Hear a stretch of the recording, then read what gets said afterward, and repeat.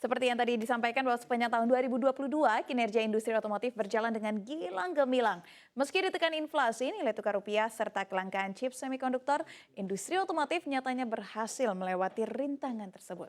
Lantas bagaimana dengan tahun ini? Apakah berbagai hambatan tadi masih akan membayangi industri otomotif di tahun 2023 mendatang?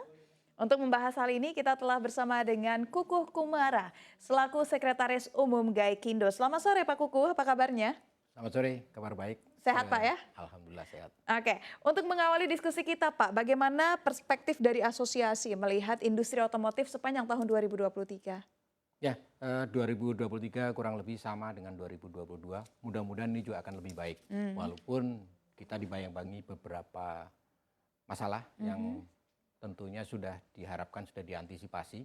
Sama hal dengan tahun 2022. Sebelumnya kita menghadapi pandemi yang cukup berat, namun kita berhasil melampauinya dengan beberapa kebijakan-kebijakan yang dilakukan pemerintah, salah satunya dengan PPNBM DTP, sehingga kemudian kita bisa cepat bouncing. Setelah kita terhantam pandemi, turun volumenya tadi penjualan hanya tinggal 500.000, yang sebelumnya biasanya 1 juta, dan itu sudah mulai perlahan balik, dan bahkan tahun lalu kita melampaui 1 juta. Ini sebuah capaian yang cukup menarik. Dan yang lebih menarik lagi adalah ekspor kita. Ekspornya itu tahun lalu 2022 menembus all time high, yaitu 473.000 unit CBU diekspor ke berbagai negara. Dan ini hampir 500.000 ya. Itu yang CBU-nya. Komponennya juga meningkat lumayan, cukup tinggi. Kalau CKD mungkin sama saja, walaupun ada pertumbuhan walaupun kecil ya. Tapi yang komponen itu berhasil ekspor meningkat sebesar 94% dari tahun sebelumnya. Oke, kalau asosiasi sendiri melihat apa sih Pak yang sebenarnya menjadi penyebab meski di tengah gempuran ketidakpastian, krisis yang dialami, tapi kok ternyata permintaan otomotif khususnya masih meningkat. Apa yang sebenarnya ada di pikiran masyarakat atau mungkin apa yang sebenarnya ada di masyarakat? Begini, jadi pertumbuhan industri otomotif nasional itu berkaitan erat dengan pertumbuhan ekonomi nasional juga. Nah, kemarin pertumbuhan ekonomi kita kan lumayan bagus, di atas 5%. Selama pertumbuhan ekonominya baik, maka industri otomotifnya juga akan mengikuti. Oke. Nah, di sisi lain juga pemerintah telah membangun berbagai macam infrastruktur ya. Infrastrukturnya dari jalan, jalan tol, pelabuhan, bandara, dan sebagainya. Itu kemudian menimbulkan sentra-sentra ekonomi baru. Di sisi lain juga ada pertumbuhan masalah e-commerce. Dengan adanya e-commerce perlu juga kendaraan untuk mengirimkan logistik dan sebagainya. Nah, ini juga berkaitan satu sama lain. Selesainya jalan tol itu menyebabkan masyarakat yang biasanya dari Jakarta ke Surabaya naik pesawat, ini sekarang mendingan naik mobil.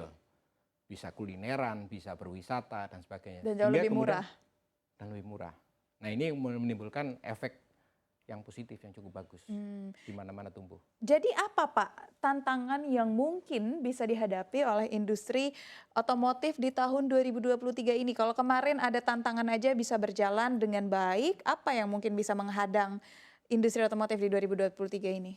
Ya, di tahun 2023 masih ada masalah di mana ada konflik ya di Ukraina yang cukup masih berdampak, energi masih cukup mahal, kemudian biaya logistik relatif masih mahal untuk Indonesia, kemudian ada isu terkait dengan semikonduktor walaupun sudah relatif bisa terkendali. Isu-isu itulah yang masih muncul dan mudah-mudahan ini juga akan bisa diatasi. Nah, kalau yang lain-lain biasanya itu siklikal juga ya. Iya. Berarti Bapak melihat kelangkaan chip semikonduktor ini masih akan bisa terjadi di 2023. Bagaimana kemarin selama 2022 ini asosiasi ataupun melihat para pelaku mengatasi kelangkaan ini Pak? Apa yang bisa dipelajari untuk diterapkan kembali tahun 2023? Menarik. Jadi kita harusnya belajar dari yang sudah pernah terjadi. Kemarin kebetulan bersamaan dengan pandemi ya. Pada saat pandemi kemudian semikonduktor mengalami kelangkaan. Karena apa? Semuanya butuh semikonduktor. Saat masyarakat harus bekerja di rumah, work from home, itu komputer juga memerlukan banyak. Ya. Sehingga itulah yang mana yang didahulukan. Nah, itu menimbulkan kelangkaan. Ini mulai bisa diatasi. Kemudian dari asosiasi ataupun dari para pelaku industri kendaraan bermotor memilih kendaraan-kendaraan yang sebisa mungkin irit semikonduktornya. Contoh? Jadi kalau makin tinggi model atau tipenya, itu makin banyak chipsnya kan. Oh, katakanlah semakin canggih, semakin Semakin banyak canggih, semakin memerlukan chip mengandalkan semikonduktor. chipsnya. Ya. Nah kalau kendaraan-kendaraan yang sederhana itu tetap memerlukan chip, nggak ada yang terbebas dari chips. Tapi jumlahnya lebih sedikit? Atau? Chipsnya lebih sedikit tapi Iya. jumlahnya massal. Oh. Karena mobil-mobil yang sederhana itu juga Sederhana, banyak digunakan. iya. Nah itu bisa substitusi, bisa digunakan, jadi tetap bisa berproduksi walaupun sedikit terganggu. Oke, berarti masalah chip semikonduktor ini sudah teratasi begitu ya Pak ya? Mulai teratasi, walaupun dapat informasi ada yang masih terkendala, tapi saya belum dapat informasi yang secara spesifik mana yang terkendala. Iya, belum tahu secara Ya. spesifik. Kalau terkait nilai tukar rupiah Pak, apa pengaruhnya ke industri otomotif? Nilai tukar rupiah ini kan siklikal juga ya. Kalau dilihat, kalau dari data dari Gaikindo itu setiap 5 tahun terjadi atau setiap 3 tahun ada terjadi masalah fluktuasi nilai tukar.